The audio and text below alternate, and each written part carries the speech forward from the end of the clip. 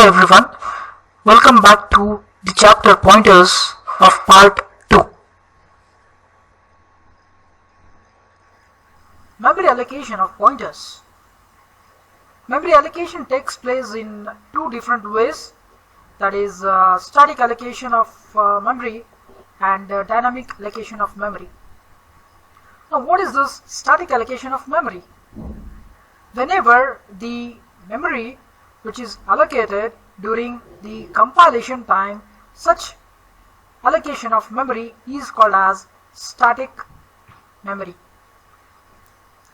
What happens in static allocation of memory is we in advance know how much bytes of memory is allocated, and this happens only at time of compilation. So such allocation of memory is called as static memory allocation. For example, I say int A, this allocates 2 bytes of memory space, and this memory space is done during compilation time. So here in this example we can understand that the memory allocation takes place at compilation time and it allocates 2 bytes. That means we know how much memory has been allocated. So that's static allocation of memory.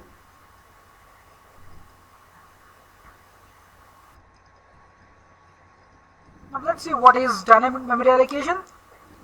Dynamic memory allocation, it takes place during runtime.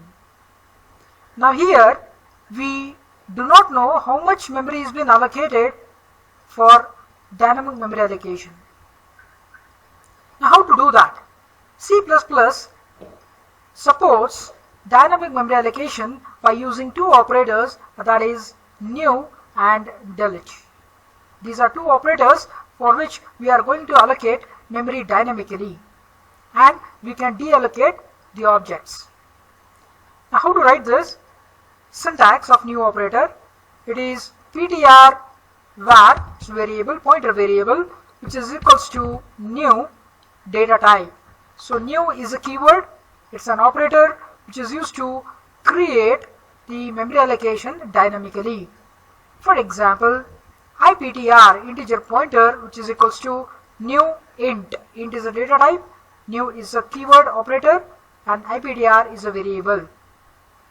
So in this example we are trying to allocate 2 bytes of memory to variable iptr.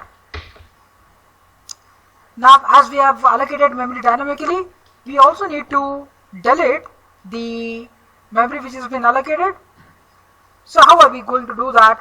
That is done using delete operator. So I say delete ptr variable, that is pointer variable. For example, it can be written as delete iptr.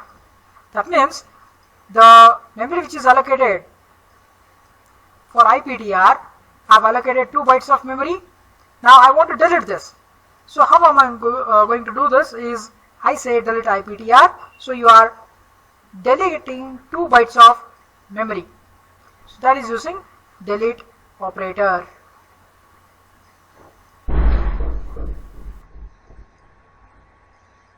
Now let's find out what is difference between static and dynamic memory allocation.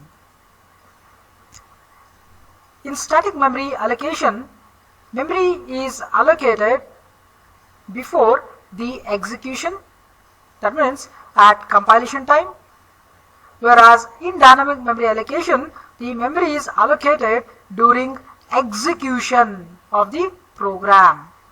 So difference here is, in static we are going to allocate memory at compilation time, whereas in dynamic we are going to allocate memory at runtime.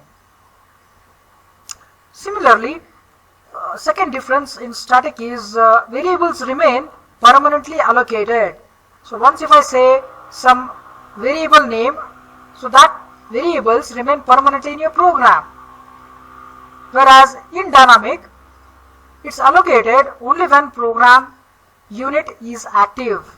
That means as long as your program is active, your memory has been allocated. Once you are out of your program, you are deallocating those memories. Third difference would be there is lots of waste of memory space because your variables are remaining permanently allocated. Whereas in dynamic memory allocation, there is no waste of memory space because we are creating as much as memory is required and we are trying to deallocate it.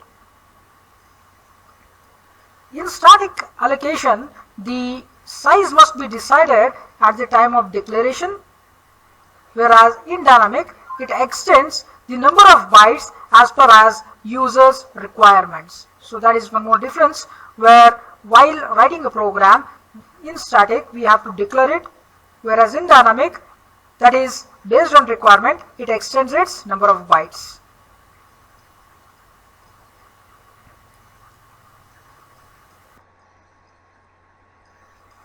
Now let's check out, there are some of the definitions which would be asked in your exam for 1 mark.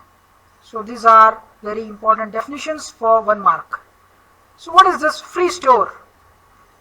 Free store is nothing but an unallocated memory which is given to dynamic memory allocation during execution.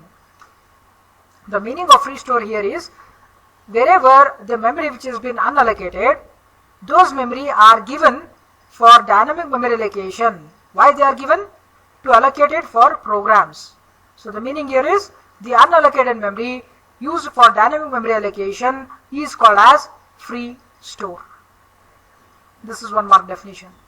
Similarly, one more definition would be asked, that is, what is memory leak? What's memory leak here? If any allocated memory dynamically are not deleted using delete operator, that means the block remains occupied even at the end of the program.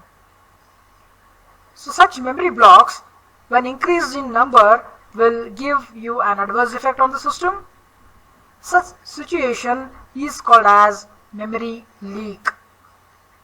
So what is trying to say here memory leak is, whenever a memory is allocated dynamically and we have not deleted using delete operator, such memory blocks are called as memory leak. One more definition for this pointer, 1 mark question. This pointer is again nothing but which holds the address of current object pointer. So this pointer is nothing but what? It holds the address of current object. Why are we using this pointer? It is used to retrieve the object's address. Why we require object's address? To identify data members and function arguments. Usually we use this pointer to identify what are data members and what are different function arguments. So to avoid the conflicts of this, we use this pointer.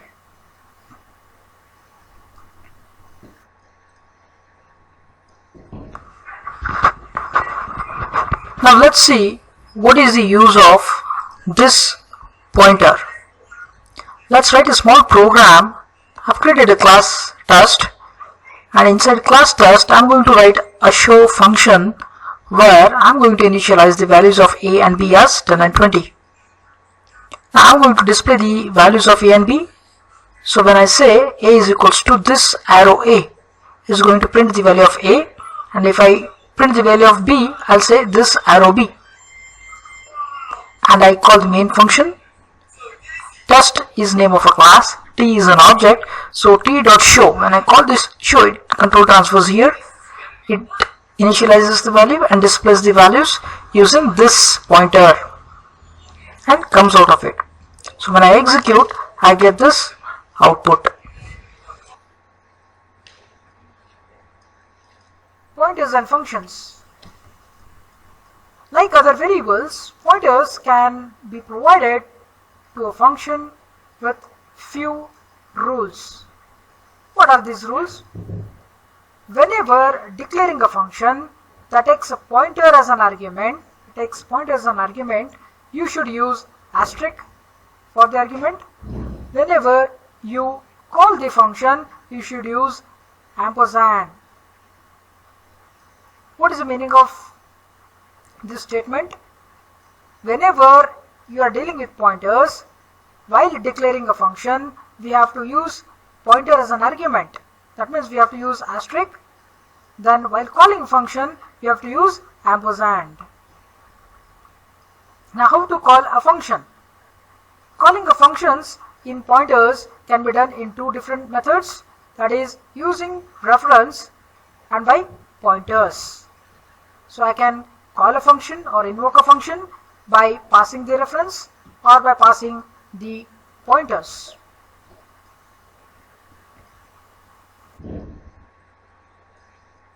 Now let's check the program to swap the two values of variables by passing by reference. So here I am trying to exchange the values of two variables by passing by reference. So how I am going to swap the two values? Here I have written a swap function, and here this is called as declaration. In declaration I am using ampersand. And here the values of a and b are of type integer. It can be any values. I am taking it as 5 and 6. So initially I display the values of a and b, and then I call swap function. So where is my swap function? It's here. Control transfers here. Here I am trying to swap the values. How am I going to swap it? I say ampersand x, ampersand y, and I take a temporary variable to exchange the values. So the value of temp equal to x. That means whatever content I have in x, that will be transferred to temp. Similarly, whatever content I have y, either I will transfer it to x, and again from temporary variable I will transfer it to y. So like this we are trying to swap the two values. So once you execute this program, you will find the output as original values as a is equals to 5 and b equal to 6, and after swapping you get the values of exchange values, that is a equal to 6 and b is equals to 5. Let's check how internally it works here. I have taken two variables a and b. Now what are the content of a and b? I have a is equals to 5, b is equals to 6. Now here I have taken in function as x and y, so I create a new name for a, that is x. Similarly I create a new name, that is y, and that is for b. If you look at this program, I am not creating a different memory locations for x and y. Rather than I am trying to use a same name for a and b.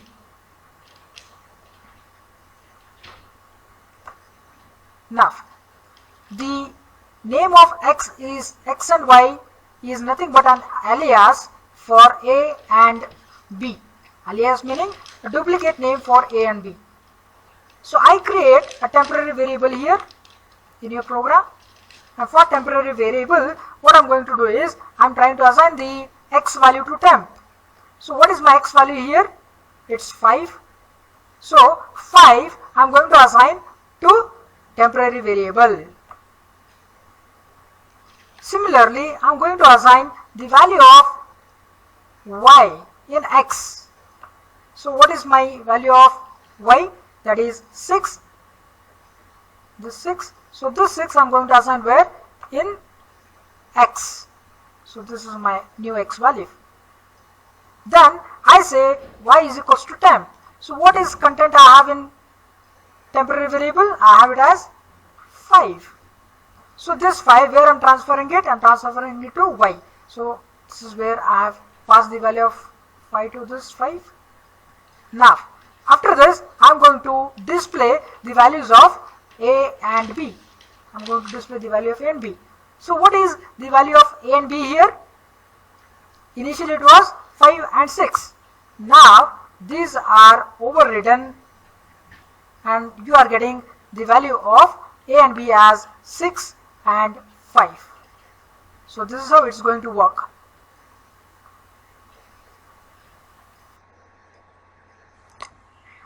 Now let's see the one more program, which is to swap the values of two variables using pass by pointers.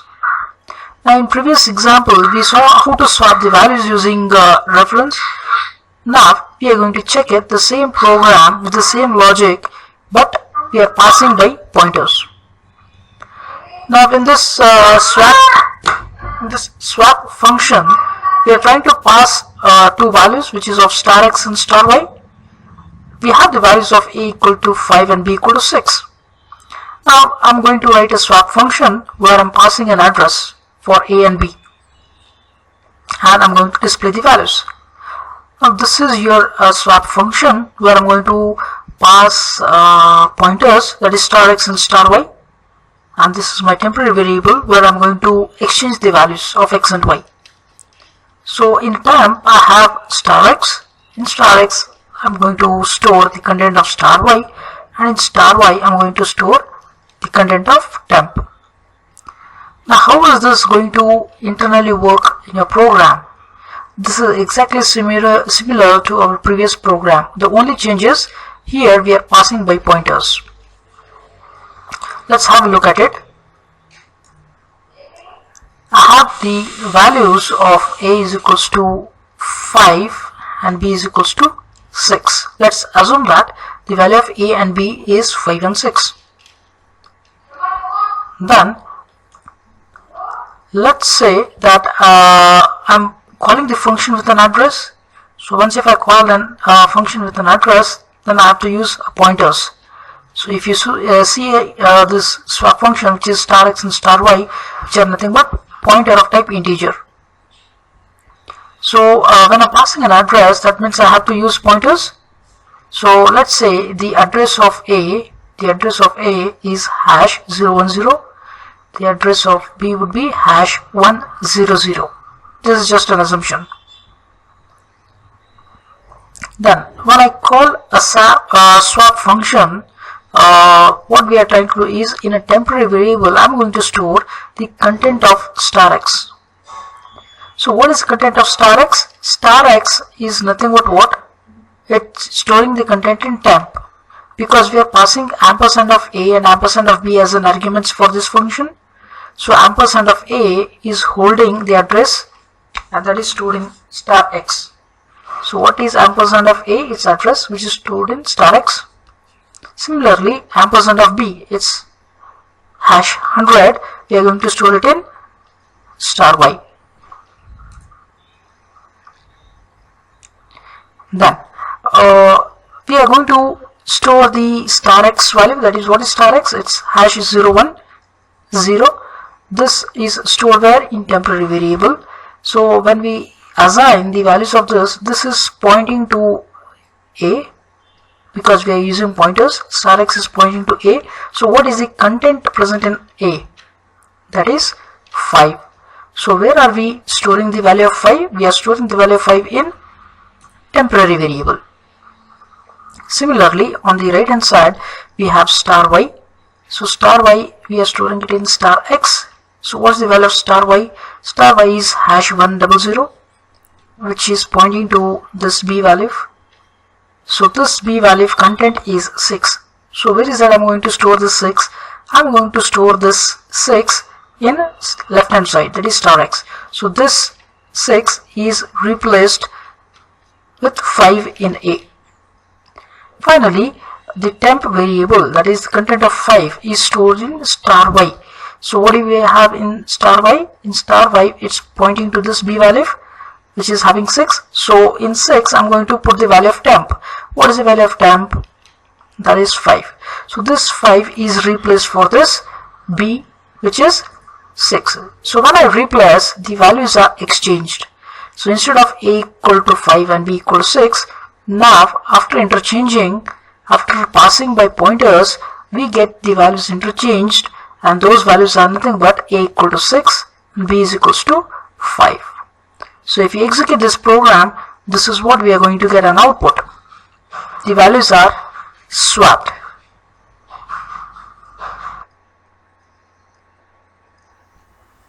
Pointers and objects.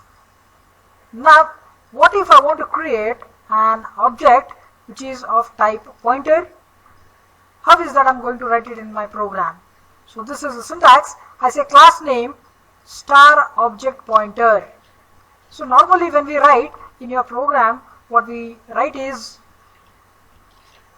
we write the name of a class, and we write it as object, and I write it as PTR, and we write semicolon. So this is how we write normally in normal programs. We write class name and we write object pointer. Now what if I want to write or create an object which is of a pointer? So what I do is I just write the name of a variable, and in front of that I write star. That becomes pointer object. For example, it could be written as employee star EPTR. That means employee is name of your class and EPTR is an object, and when you say star, this becomes your pointer object. Now you have to make one note of while creating a pointer as an object, and that would be whenever you are accessing members of a class using object pointer, you have to use an arrow operator, and this is used instead of using your dot operator. Normally when we go for programs, we usually call the functions using dot operator, but whenever we are with pointers, we always used to call a function using arrow operator.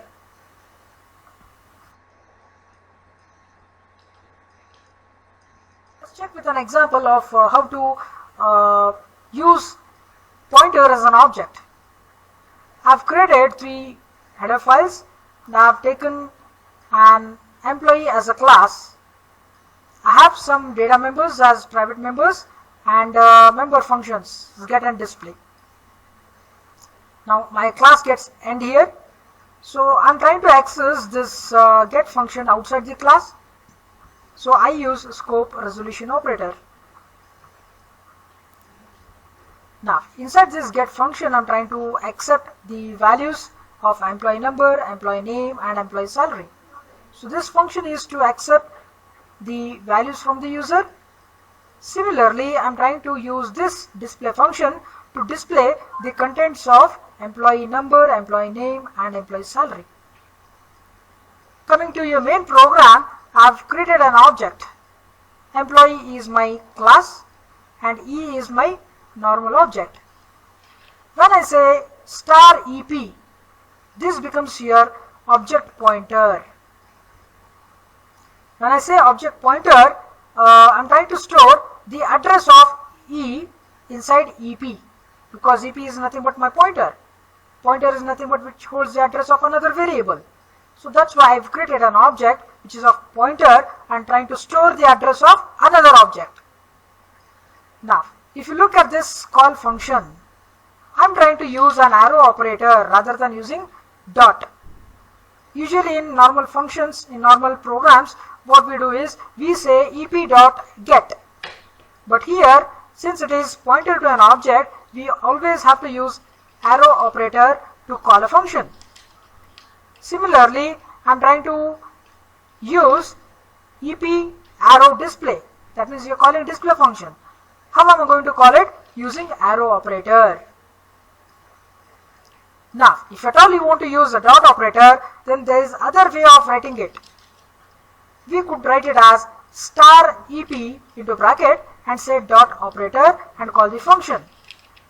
Similarly, I write star EP dot display. So either you write this way or you write it in this way. Both the meaning are same. Here you are calling it using arrow operator and here you are calling it using dot operator.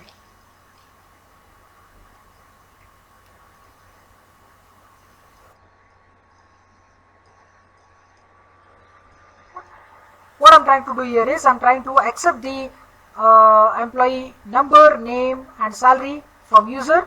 The same thing I'm going to display as an output. This can be done using an object of type pointer. let's check with one more programming example of pointer as an object. I've created a class called as a laptop and two variables of type integer, that is RAM and USB. I create a getData function in which I am passing the value of A to RAM. Then I create display function where I am trying to display the content of RAM and USB. My class ends here and this is my main program. Here again I have created two objects. One is del of class laptop. The another one is star pdel, that is pointer object, star pdel. And this is also an object of class laptop. Now once I have created an pointer object, I am trying to store the address of first object, that is del. That address I am trying to store it in pdel. Then if at all I want to access the data members, I use arrow operator. So pdel arrow USB 3. Then I call a function as getData. How to call a data? As I said, you have to use arrow operator because we are using pointer as an object. Similarly, if I want to call display, I use p arrow display. Once if we execute this, we find an output as RAM is equals to 20, which I am passing it in calling function, and USB is equals to 3, which I have initialized here. So that's all for this video. See you in next video. Thank you.